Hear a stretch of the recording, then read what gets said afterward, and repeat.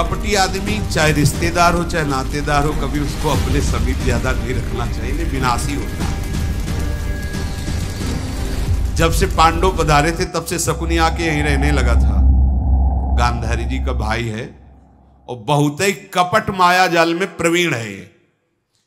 इसने कहा भांजे यदि युधिष्ठिर युवराज तो निश्चित राजा, क्योंकि महाराज पांडु राजा थे, पांडु के पधारने पर धृतराष्ट्र हुए हो, आंख है नहीं। युवराज ये तो राजा वो, फिर उन्हीं का पुत्र राजा, मतलब सदैव तुम दास ही रहोगे, कभी राजा पद नहीं। मारो पांचों को मारो। अब उनके हृदय में बड़ी जलन हुई कि अब क्या करो। समुद्र पर्यंत सारी पृथ्वी का राज्य महाराज युधिष्ठिर को मिलेगा, क्योंकि युवराज हो गए, अब क्या कर सकते हैं। इतने में जो भी राजा सर उठाता विरोध में, भीम और अर्जुन जाकर परास्त करके धनराशि धृतराष्ट्र के चरणों में समर्पित करते। ये सब सुनकर देखकर धृतराष्ट्र का हृदय जलने लगा। निश्चित निश्चित मुझे भी सिंहासन से उतारा जाएगा और युधिष्ठिर ही चक्रवर्ती सम्राट बनेगा। एक कणिक नाम का बहुत ही कूटनीतिज्ञ सलाहकार था धृतराष्ट्र का। उन्होंने बुलाया एकांत में, कहा कुणिक मैं विचार नहीं कर पा रहा हूं कि क्या करूं। परिस्थिति यह है कि मेरे भाई के ही पुत्र मेरे लिए कांटा बन रहे हैं। तो उसने कहा महाराज राजा आप हो, खजाना आपके हाथ में, मंत्री आपके हाथ में है, शत्रु कोई भी हो उसे मरवा डालना ही उचित होता है, ऐसी कूटनीति कहती है। तुम दंड देने में समर्थ हो, यदि दंड का आश्रय नहीं लोगे तो तुम्हारा राज्य छिन जाएगा। शत्रु कोई भी हो, रिश्तेदार नातेदार पुत्र या संबंधी कोई भी हो, अगर वो शत्रु है तो या तो उससे मुंह मांगी वस्तु दे करके अपने पक्ष में फंसा के मार डालना चाहिए, और या तो युद्ध में ललकार के मार डालना चाहिए। तो तुम पांडवों को युद्ध में ललकार नहीं सकते क्योंकि तुम्हारे भतीजे हैं, तो इनको प्रसन्न करके दांव में फंसा के मार दो, यही राजनीति कहती है। कुणिक का ये उपदेश सुन करके, यद्यपि नीति में निपुण धृतराष्ट्र पर बुद्धि काम नहीं कर रही, वो तो अपने स्थान को चला गया नीति बता करके। सुबल पुत्र शकुनी, दुर्योधन, दुशासन, कर्ण, ये सब धृतराष्ट्र के समीप गए और कहा महाराज आप सुन रहे हैं, देख रहे हैं, आपके हम 100 पुत्रों का पूरा राज्य से निष्कासन ही कर देंगे पांडव। भीमसेन सबसे बलवान है, अर्जुन अस्त्र विद्या में प्रवीण है, और मैं सदैव जलता रहता हूं यह देख करके। और आपने राज्याभिषेक भी राजपद पर युधिष्ठिर का कर दिया, तो अब आपको पता नहीं है कि यही राजा बनेगा, क्या यह उचित है। और उधर वो सलाह दे के गया ही था कि मरवा डालना चाहिए, जो कणिक वो कूटनीति का विशेषज्ञ था।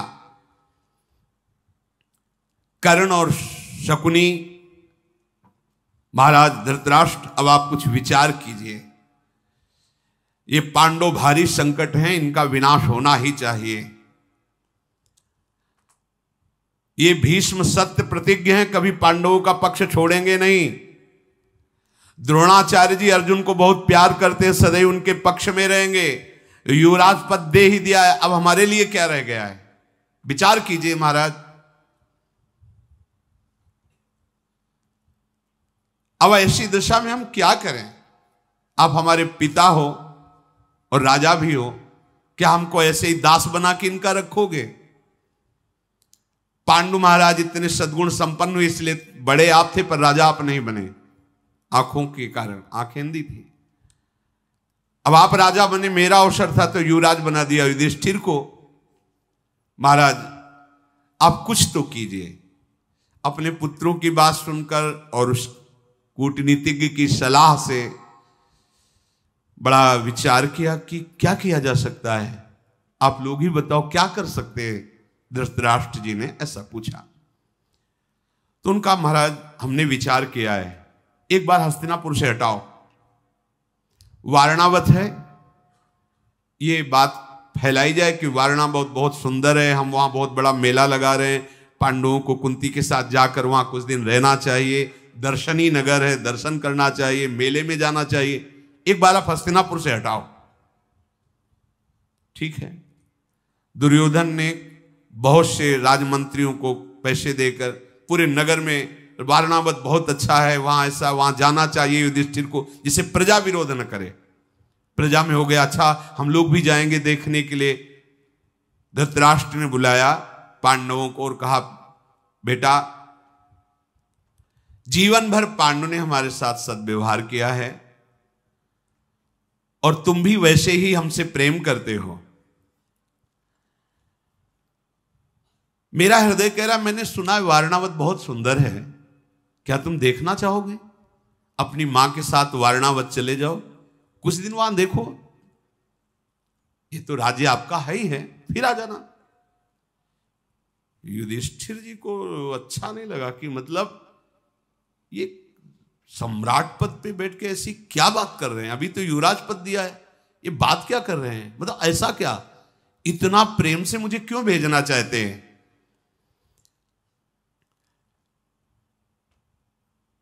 निश्चिंत होकर तुम जाओ, क्या सोच रहे हो युधिष्ठिर, बिल्कुल मंगल है। अरे जिसके साथ भीष्म हैं, द्रोण हैं, उसे कहीं परेशानी हो सकती है, और हमने पहले से व्यवस्था कर दी है। धृतराष्ट्र की बात को संशयपूर्ण लेते हुए युधिष्ठिर बहुत बुद्धिमान थे, धर्म का अवतार है, सोचा कि मैं असहाय हूं, इस समय मुझे वही करना है जैसा ये आदेश कर रहे हैं। उन्होंने कहा, पिताश्री आप जैसा आदेश करें। बड़े पिता और विदुर जी को छोटे पिता कहते थे, वो पांडु के पुत्र थे।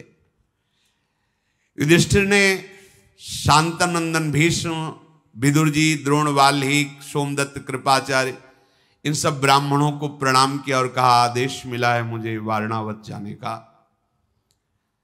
धृतराष्ट्र जी के आदेश को कोई काट नहीं सकता, पर सब चिंतित हो गए, अचानक ये आदेश कैसा?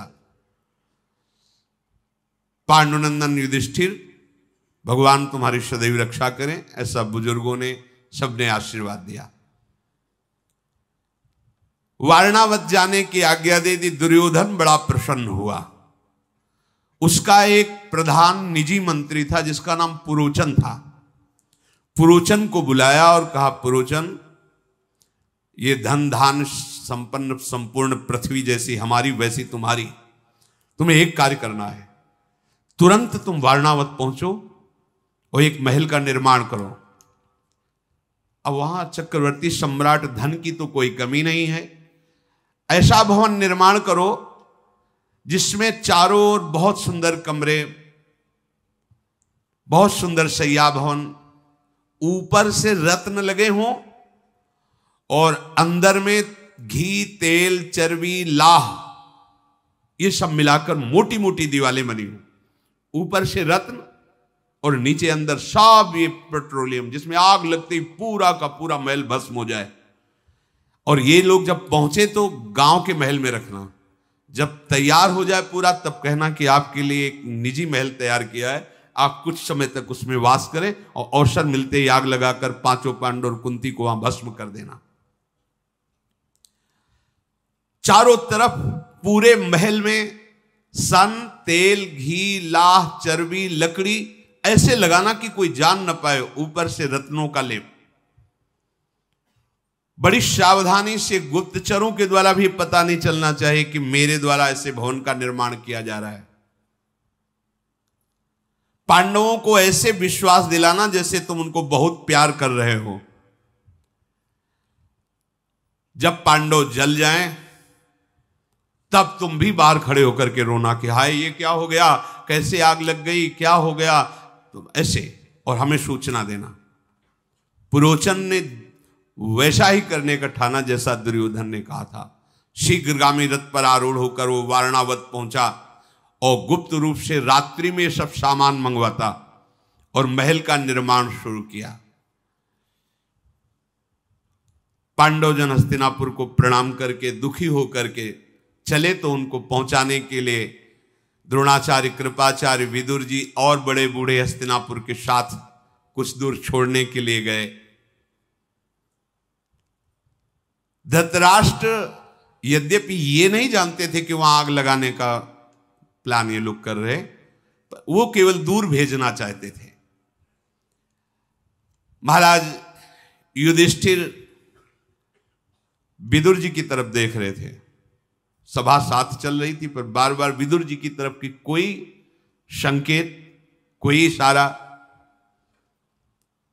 भीष्म जी ने कहा, हम लोग ये नहीं चाहते थे कि आप हस्तिनापुर से वारणावत जाएं, पर महाराज का आदेश क्यों है ये मुझे पता नहीं, और उनके आदेश पर हम सिंहासन के अधीन है। जो सिंहासन पे होगा उसका जो आदेश होगा हम उसी के पालन में दृढ़ रहेंगे, ऐसा हमने अपने पिता को वचन दिया है, महाराज शांतनु को। इसलिए हमारा कोई आदेश चलेगा नहीं। हम चाहते नहीं हैं, पर तुम्हें जाना पड़ेगा।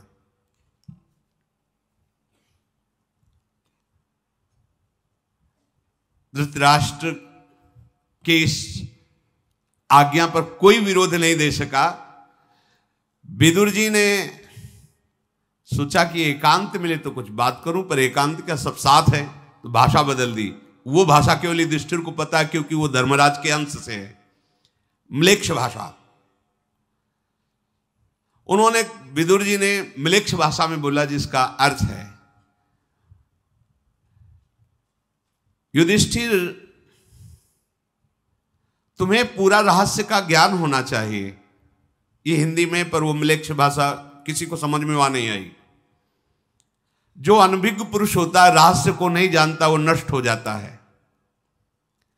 जो शत्रु की नीति शास्त्र का अनुसरण करने वाली बुद्धि को समझ नहीं लेता है, वो उसे समझ लेने पर कोई ऐसा उपाय कर सकता है, पर जो समझ नहीं लेता वो भस्म हो जाता है, नष्ट हो जाता है।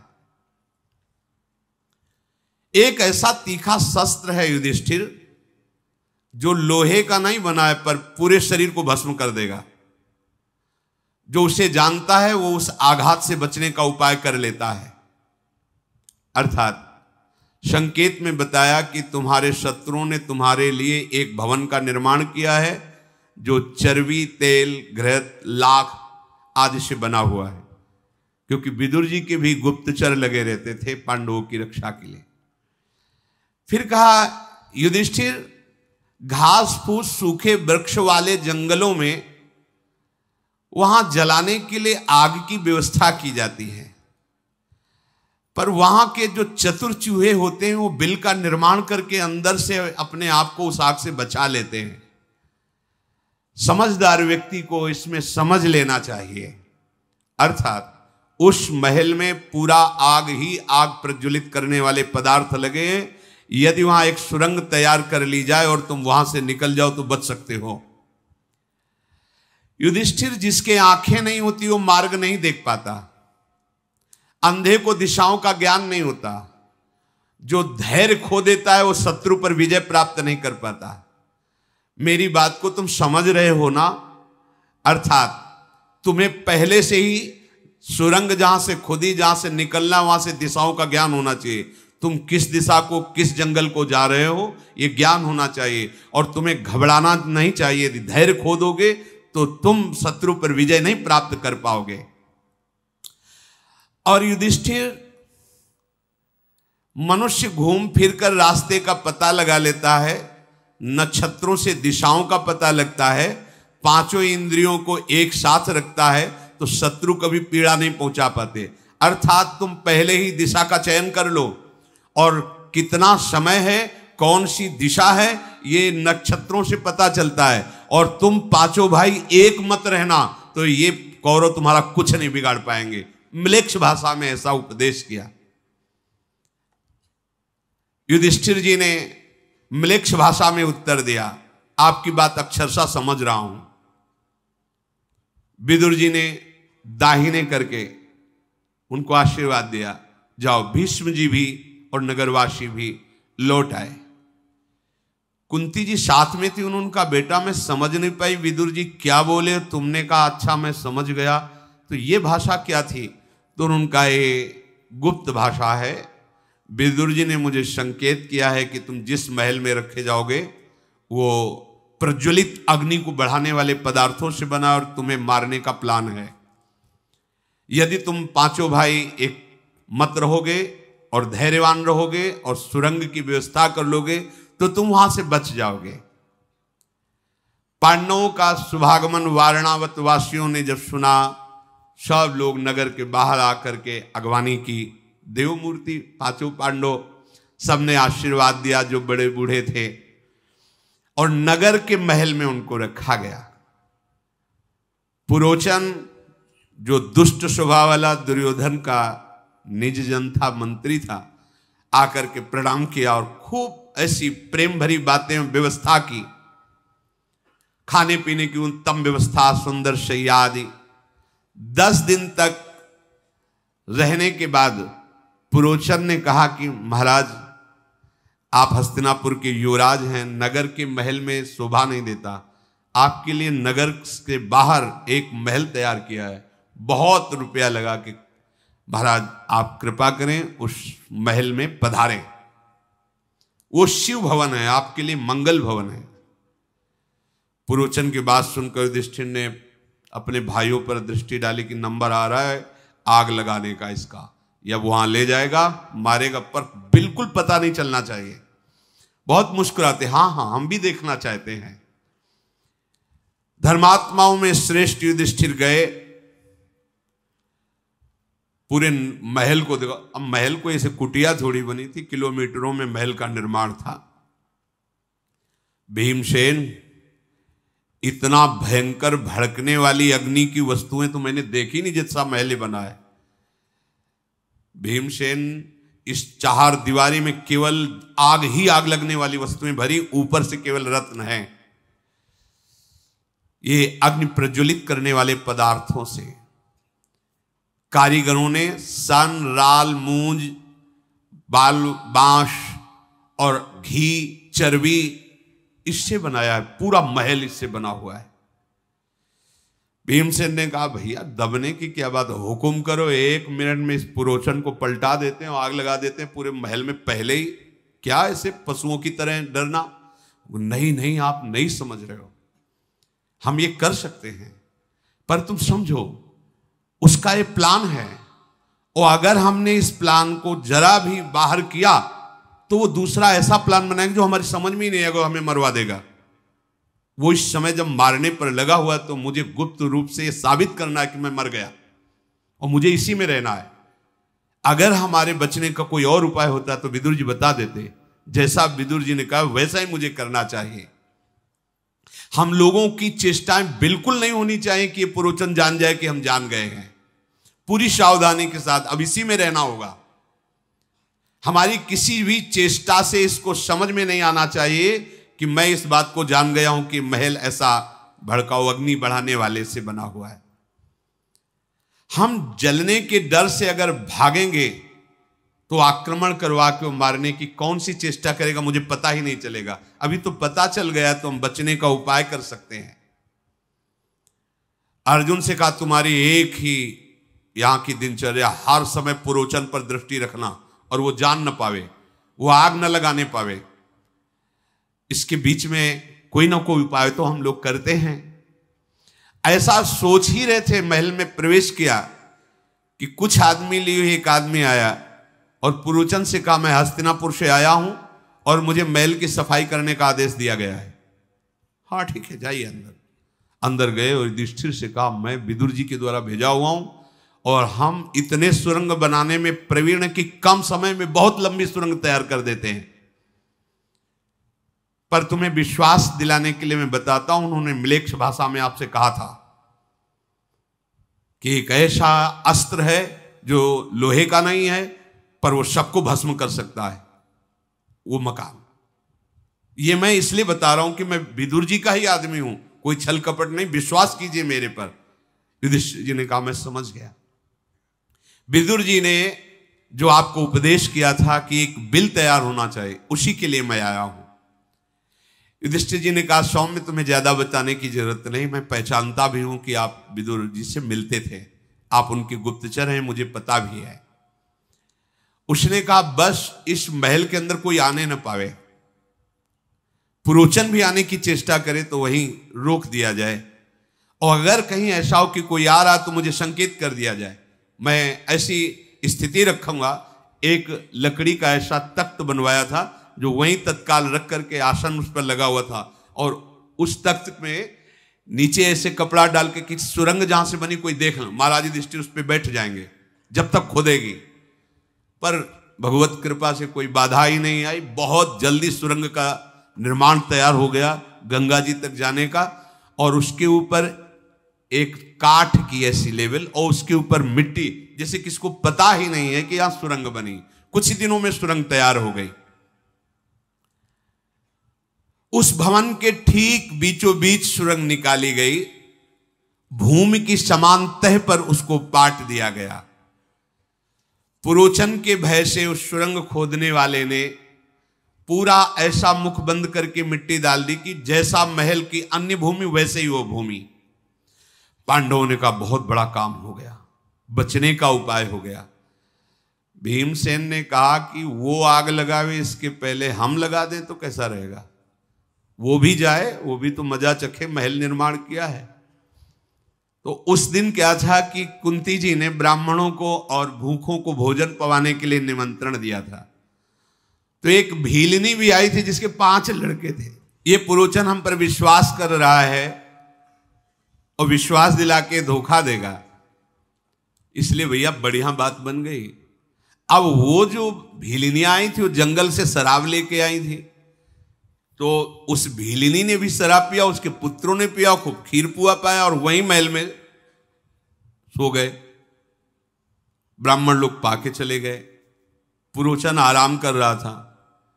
भीमसेन ने गदा उठाई, एक गदा मारी तो जो सुरंग का दरवाजा था टूट गया, निकलो बाहर, और वहीं से आग लगाई जहां पुरोचन सो रहा था। पूरा महल वो इतना प्रज्वलित है, एक जगह छुआती पूरा महल बम फूटता है, ऐसे पूरा महल आग आग हो गया।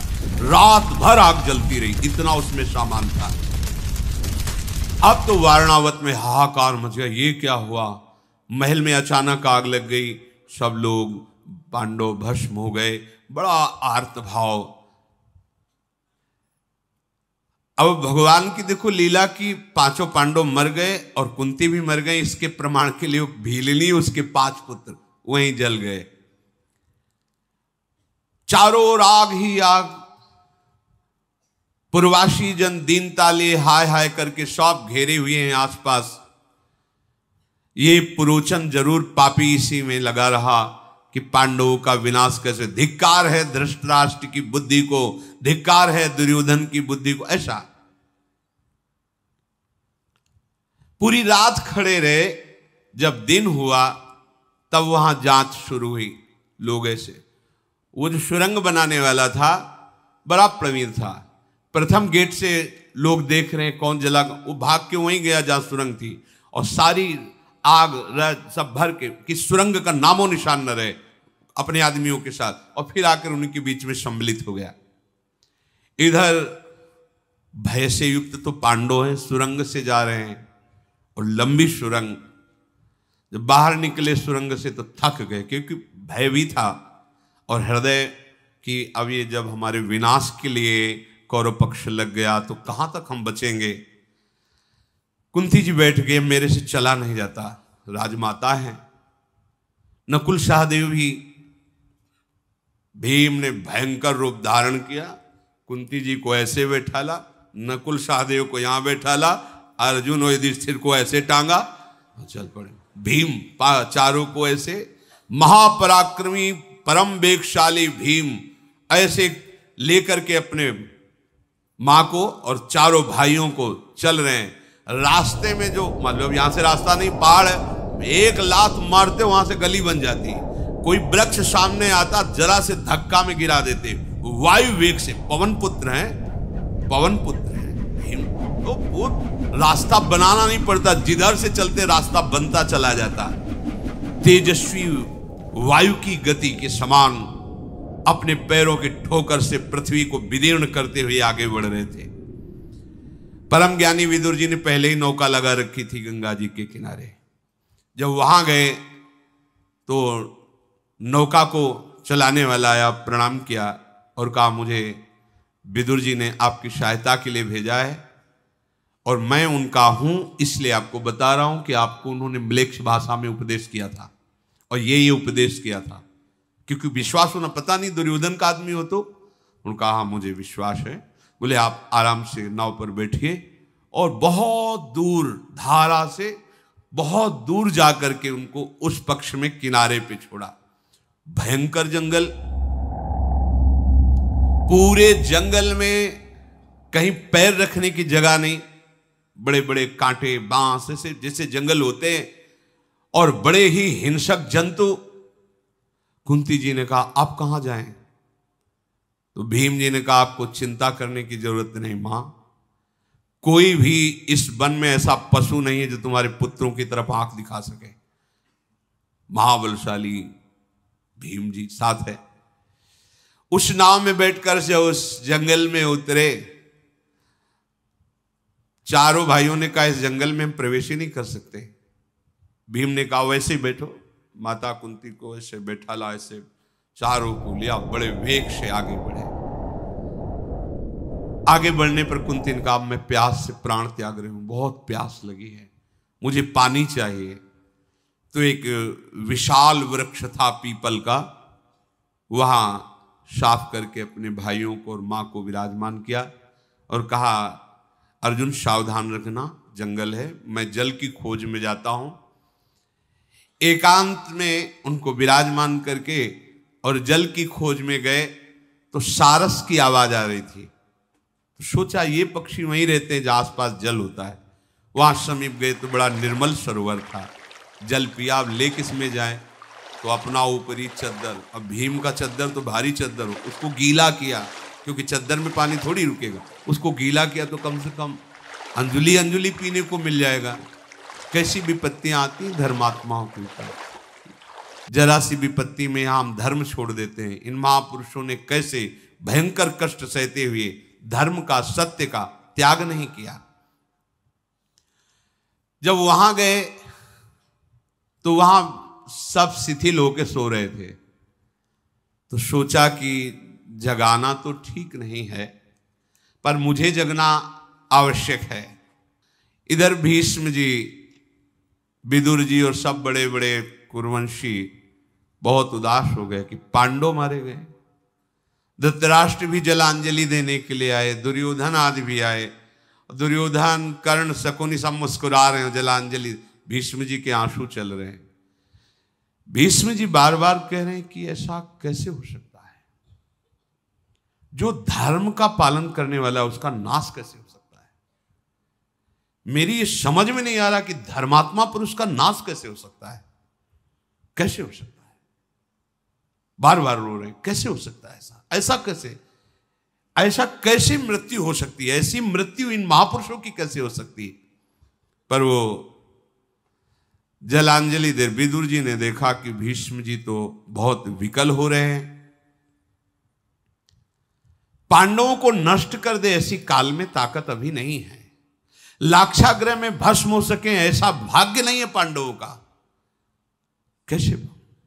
विदुर जी नजदीक गए जलांजलि के बहाने और भीष्म जी से कहा आप जलांजलि मत दीजिए, पांडव मरे हुए नहीं।